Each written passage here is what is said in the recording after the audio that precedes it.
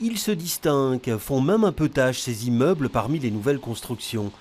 Dernier vestige d'une époque où cette partie de la voie d'eau était bordée d'ateliers et d'entrepôts. Ils pourraient bientôt disparaître. Un promoteur demande en effet leur démolition pour y ériger 90 appartements et des commerces au rez-de-chaussée.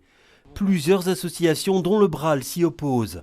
Rien ne justifie selon elles leur destruction.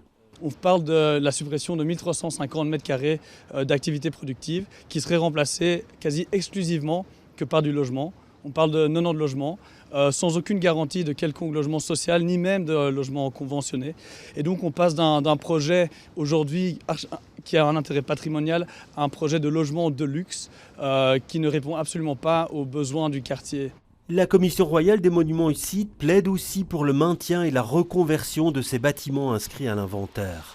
L'un d'entre eux abrite actuellement des studios de répétition. Des dizaines de groupes s'y partagent des locaux. 12 ans que Pierre vient y jouer plusieurs fois par semaine. Et la disparition de ce lieu unique à Bruxelles signifierait la fin d'une époque pour la scène musicale. C'est à la fois un lieu qui est accessible à toutes et à tous, à la fois financièrement et géographiquement. Il y a le métro qui est pas loin.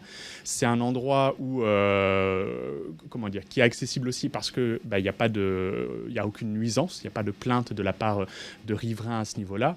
Et c'est aussi un endroit où d'émulation musicale du fait que ce soit que chaque local soit partagé par différents groupes et l'immeuble par différents groupes.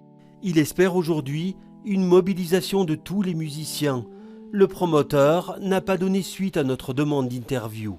La commission de concertation sur ce projet est prévue le 5 mars.